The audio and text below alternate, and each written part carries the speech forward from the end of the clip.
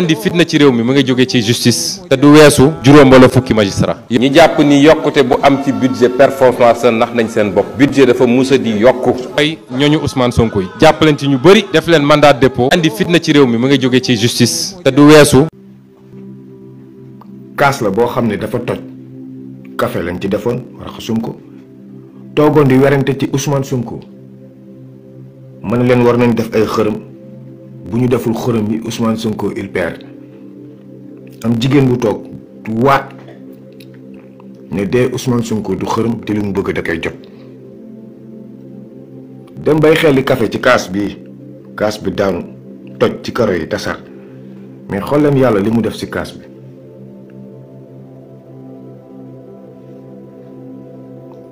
lii moo tax laay fu ma démb sama vitesse de réaction dafa changé Macky Sall daw leen dellu Inde xam nga da ngeen di xeex ñàkk ngeen xeex bi ndax yaa ngeen Inde des leen fa wala ñu des fii dellu code 250 xam ngeen fi may waxee li ngeen def toj na xam ngeen li ma yor ci combat bi mu ngi nii li yàllaa ko seede kaas bi moom dinaa ko denc ba kër ak Sonko falu seede baa ngi nii tey fii laa koy teg laay faale ak moom toj jëmmi Sonko gi nangul toj yéen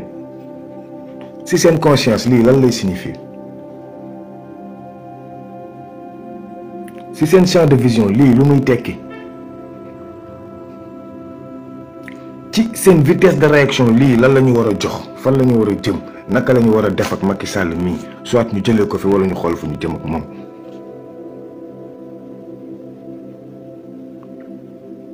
xeex jot na ku ko waxuloon dëgg xeex jot na ku ko waxuloon dëgg kii du koo xam ne ISEM da koy daaneel ku ay karo tojul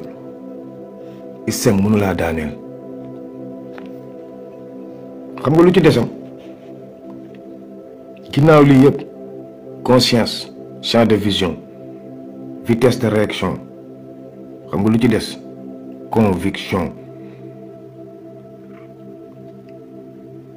conviction Ousmane Sonko day nekk président après Macky Sall même bu dee coup d'état day am conviction bu ñu ragal dem couvre-feu bu ñu ragal dem état de siège parce que su boobaa coup d'état mën na am conviction wu xeex taxaw ne Ousmane Sonko neex naqari neex papay Macky Sall naqari papam il sera candidat conviction boobu la ñu war a am tollatuñu fu ñuy neexale kenn naan leen gauche droite l'est l'ouest le nord et le sud bu ñu xeexulee Sonko du bokk parce que là nous sommes devant une violence administrative dont seule cette violence populaire qui est légale peut faire reculer l'État et le gouvernement de Macky Sall. Je ne vous le cache pas, sinon Sonko ne sera pas candidat. Vous avez entendu n'importe quel discours vous avez entendu, je vous avais averti l'année dernière. Ceux qui ont des crises cardiaques, quittez le combat là et quittez les lives, sinon vous allez mourir.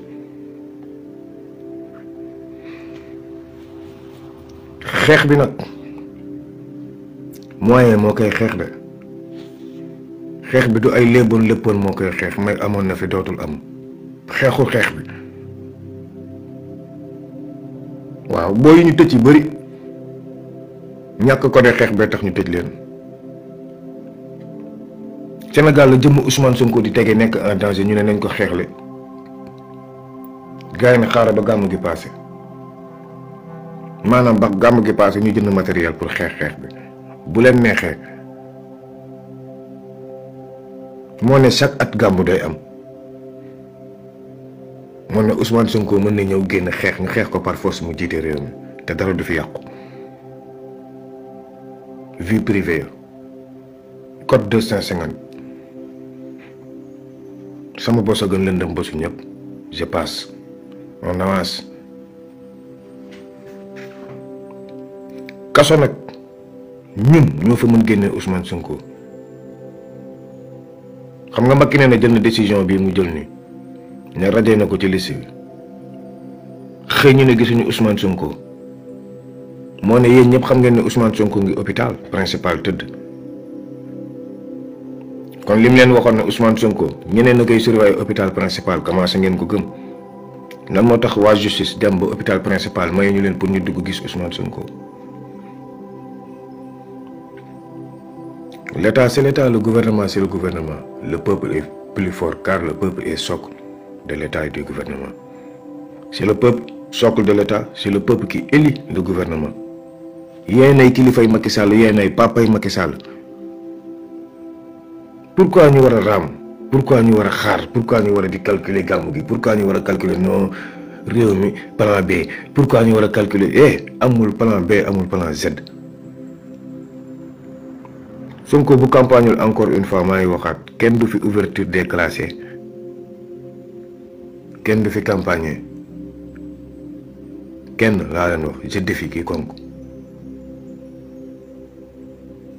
tëj bi maa ngi wax gars yi naan xaw ma leen Barthélémy Dias bu waxee dinañ leen génneel débat boobu ma may leen si bu bees tàkk. bu waxee Ousmane Sonko dem cour d'assises man d'accord naa tey dellu si Sénégal yow Bart yow Khalifa yow Amadou Ba ci kaw ngeen d'accord ne meurtre yii nii commanditaire yi yéen si ngeen bokk. Khadim Gadiaga yow Moustapha Diakhaté boo leen d'accordee rek mu génne leen ñi rey 14 personnes yi 4 personnes yooyu sama 4 grands légionnaires yi ñu ngi fii toog naa see ñaar man damay d'accord ñëw assumer meurtre yi mais ak yéen ñun ñëpp ñu condamné loolu man Bart Khalifa Amadou Ba Khadim Gadiaga Moustapha Diakhaté Marème Faye Sall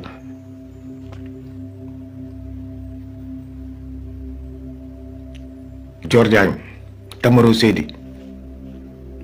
damay d'accord ñun ñëpp bu ñu ñëwee ñu jël ñu dóor ñu ci kaso bi juge ndoo ni ñun ñëpp boobaa yow Bart boo andee preuve Ousmane Sonko gauche droite man ma andi la preuve ne yow mois de juin bii criminels yi mujjee ak ñi doon rey ak ñi doon sànni ci géej gi yow Bart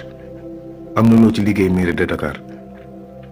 Abass Fall boo ci xamee dara je t'interpelle directement yow Abass je t'interpelle directement ci ay dérive Barthélémy Dias bul nangu ñuy jiiñ Ousmane Sonko te yow nga xam wala boo gars yi dañ la def seen biir ba pare am ñu lay nëbb yow Abass laajal gars yi meurtre yi fan la jóge ak kan moo ko commandité. bu la passé Amadou Ba moo doon chef non bii paa nga ñëw taf ko ci nopp nervi yi te ngeen andi seen mercenaire def jël lépp taf ko ci ndodd Ousmane Sonko lire naa rapport yi ñëw na fii Élysée mais je regrette man si vous acceptez que Bart day dem tribunal dinañ ñu jàpp ñu ñëpp billahi ma wàcc aéroport Blaise Diagne ñu jàpp ma ñu ñëpp ñu woon yóbbu ñu tribunal mu jeex lu golo xam bootee doomam mais nekkuñu ci état de droit seen vitesse de réaction yéex na ba Ousmane Sonko yàgg ci kaso bi te fàttaliku leen lan la leen Ousmane Sonko waxoon bi muy dinañ ma jàpp wante seen vitesse de réaction foog mu gaaw ba du def 6 heures de temps ci kaso bi ñëpp loolu la ñu fagoon mooy règle bi ñun ñëpp loolu la ñu fagoon la vitesse de réaction n'était pas du tout présente. béy nag du way muus ndax dañuy xeex gañe man de kaas bi daf maa yokkaat confiance ndax ci werante bu tar lañ nekkoon yàlla wan ma ne Ousmane Sonko du nit koy laal xërëm Ousmane Sonko du nit koy tuur deretu xale pour romb pale Macky Sall génn fa Ousmane Sonko du nit koo xam ne dañuy jël xale bu vierge dem rendi ko pour def ay sacrifice pour fayante ak Macky Sall Ousmane Sonko du koo xam ne da ngay mutiler nit comme ni Macky Sall def Fulbert Sambou ak Didier Badji seen organe génital ak ni mu def Mariama Sané Ousmane Sonko n'est pas ce genre d'homme yow Macky Sall ak Marème Faye yéen a xam loolu mais pas Ousmane Sonko. C'est dommage nag wax ngeen jëw ngeen jëf ngeen mais amu leen chance yàlla ku wéeru ci yàlla xeex ak moom day xaw a jafe ndax day dem bay daanu mais day taxawaat dina dem ba jeng mais du daanu day taxawaat. Tard c'est tard. Avant on doit avancer et gagner ce combat. ngir yàlla li laay war a suul ouverture bi kay dàmboo ci yeeg yëpp maa ngi wax sénégalais yi naan ma gàmbu gars yi réveillez-vous li laay war a suuli jàpp leen si combat bi ñu jox dàmboo ay kaye ñun à partir de ces cahiers là dañ ciy liggéey Sonko kenn du fi ouverture à partir de là université day tëj di ubbi mais à partir des écoles on va s'organiser nous sommes des enseignants xam nañ dëkk bi comment ça se passe. parrainage bi gars yi gis nga lu ñu commencé def jël ay agent BR ak ay boy APR ñu dugg ci koñ yi ñoom da koy def parrainage keneen ku ko def ñu noq la waa léegi yéen ngeen bëgg a seetaan li waa APR dañuy ànd ak ay police wala ay gendarme ñëw di def parrainage par force quoi yéen ngeen ne da ngeen di seetaan li gars yi vitesse de réaction bi foog mu dal rokki mi rokk la Ablaye Wade la ñu jàgg ko wàccee de mais du Macky Sall fekkee ma ci boole xam na lu may wax ndax ci la télé bi jagee ba tey code 250 mooy gañe xeex bi pour Pastef rek laa wax bokkaat wala ñoom ñiy def coalition def campagne mooy dégg ñeneen ñi nañ dajale 3 milliards yooyu 3 milliards du dara pour def campagne pour gagner kii pour gagner Tinubu la un narcotrafiquant de drogue ak Macky Sall bi ay 3 milliards gagnéwu leen ci élection ñun dañoo xam politique juddu si yeeru si màgg si 3 milliards gagnéwul ñi ci élection. Guy Marius Sagna day ñëw toog ci salle di am ay 6500 euros man dama xool waa Pastef ma réer mën ne la ilaha illallah pour man Guy Marius Sagna day jëlee France 300 000 euros wala 400 000 euros d'abord pour commencer si man loolu lay jëlee France.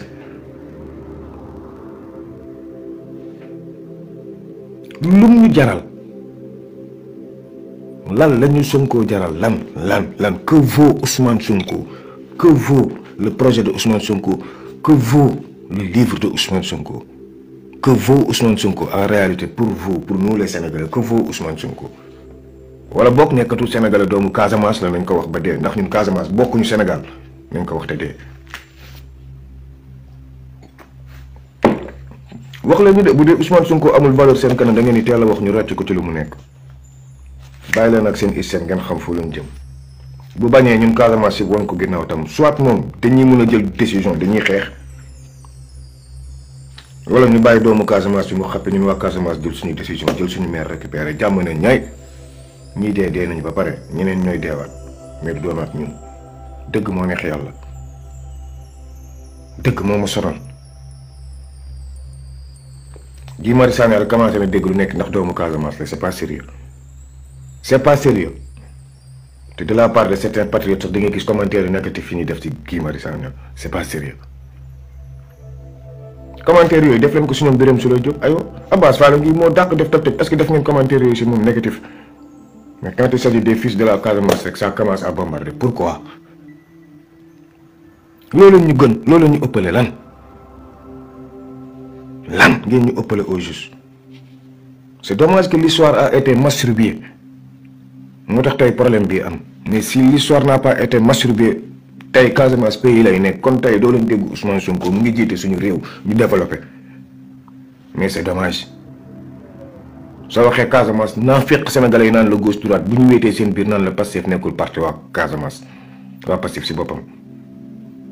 dëgg moo ma sonal ja ak aqwa nigmal baatinu dëgg moo ma sonal bu may dee yàlla na ma dëgg rek wax ji du neex de mais bu ñu xeexulee xoola c'est le dernier rappel bii nii moom la ñuy def ci combat bi pare ci dañ koy gagner wala ñu récupérer suñu maire jàmm ne ñooy dem table de négociation comme d'habitude comme tàmm nañ doomu Casamance dañ leen di toroxal ba pare yóbbu leen table de négociation moo ñuy gënoon ñu sacrifier Ousmane Sonko bàyyi ko mu dee ci kii bi moom ci boppam am na fu muy toll mu koy neex mu koy naqari dañ koy génne ci affaire yi parce que tam on en a marre de subir. on en a marre de subir kooku moom doomu Casamance si commencé nañu étouffer te dëkk bi fu mu jëm dañuy taalate ñu ni ñunati te léegi ñëpp ay génnandoo taal dinañ def bloc par force taal wala ñëpp toogandoo mu jeex sama kaas baa ngi nii de ku mën ci jàpp volontariat bi ak lu ñuy jàppale dàmbul combat bi ouverture des classes yi liggéey buñ ci pare suñuy drone yi ñu soxla Café Touba bi yëpp soxla nañ ko boo leen ci mënee jàppaat leen ci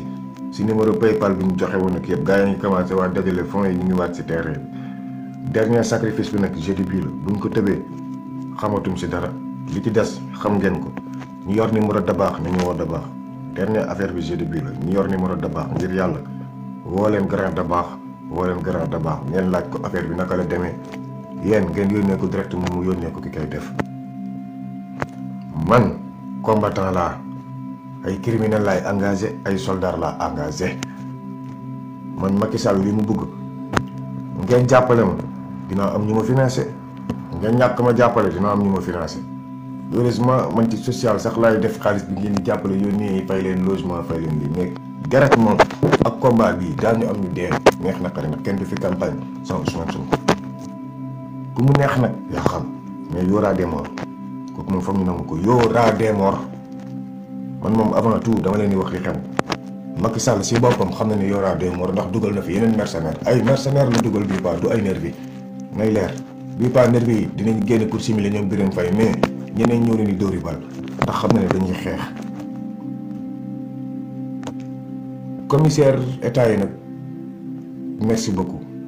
félicitations seen liggéey rafet na ndax am na yoo xam ne waaw code 250 waaw au moins am na ñoo xam ne respecté nañ seen liggéey bu ñu jàppee nit di nga ñaan intervention yu bari merci félicitations mes commissaires yéen a xam foo leen bokk Kédougou Vélingara yéen a xam foo leen bokk mais code 250 jarul wax fi ñu bokk ngeen jàpp si combat bi si 06 05 59 96 00 jàpp leen si rek par PayPal da ngay tapé rek numéro bi boo ko tapé PayPal di nga gis photo kële doon ak sama photo ngeen jàpp si combat bi vite fait ñu préparer ouverture bi au plus tard jour ouverture parce que gàmm gi yeneen ñu trahir gàmm gi kenn jàpp si combat bi ñëpp dañu cotiser si gàmm gi moo tax Sénégal day gën a nekk si pays mais bii pas on y va vers le combat basuma mbari xasuma kenn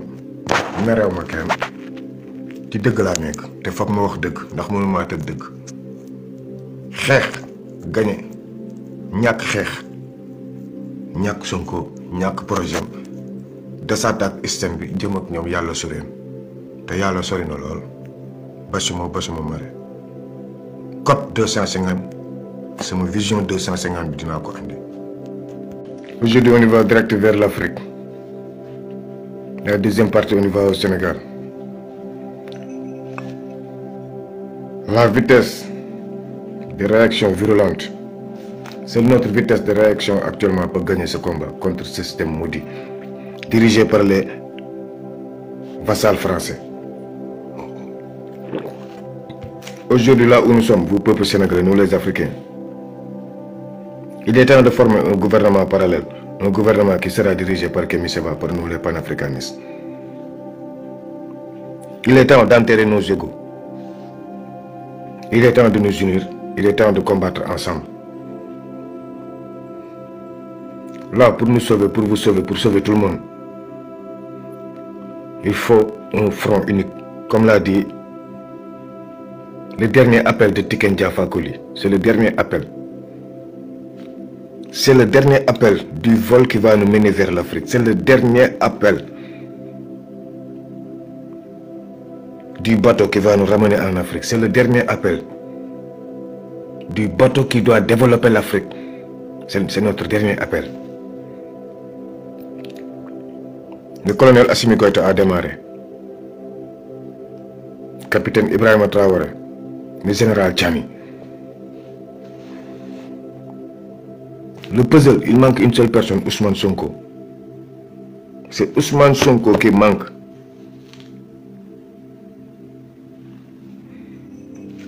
Ce gouvernement parallèle que nous voulons, pour ne pas rentrer dans la politique. Ce gouvernement parallèle que nous voulons,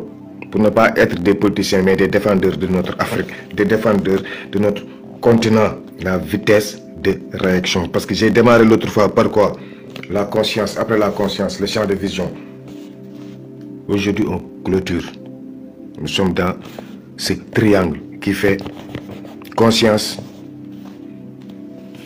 champ de vision, maintenant vitesse de réaction. Là donc, on y va direct vers un combat. Comme l'a fait le colonel Assimi Goïta, comme l'a fait le peuple malien, maintenant c'est au peuple sénégalais, c'est à vous Sénégalais de réagir. Qu'est-ce que c'est que la vitesse de réaction? Pour pouvoir réagir, il faut que nous réagissons. La vitesse de réaction correspond à la variation de la quantité de réactifs ou de produits en fonction du temps.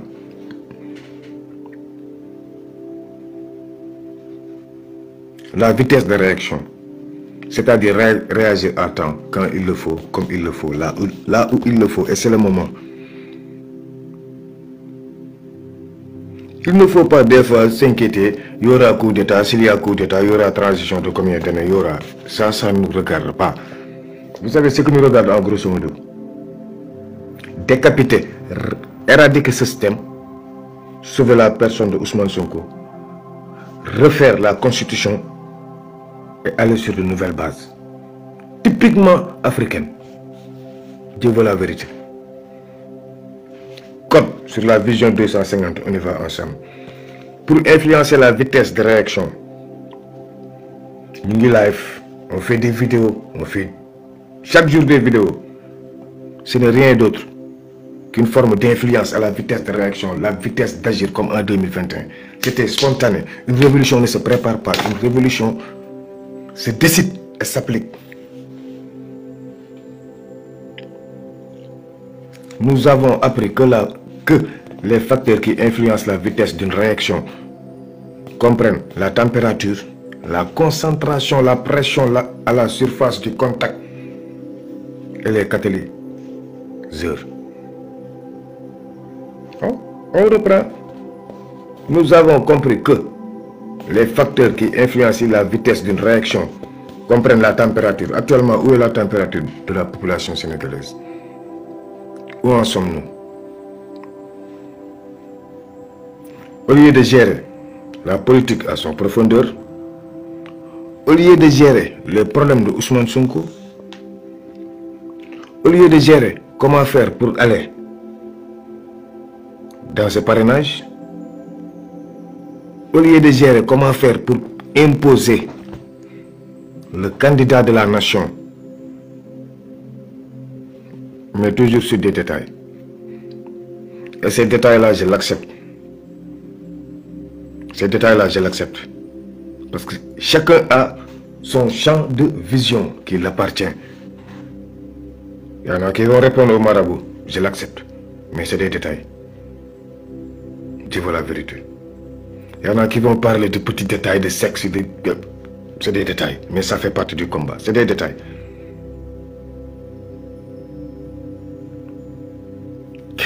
La vitesse de réaction au combat est une vision 250. Chaque jour, je vous le répète, la vision 250. Ça veut dire code 250. Tout est codifié dans le cerveau et le cerveau ne pèse que 250 grammes.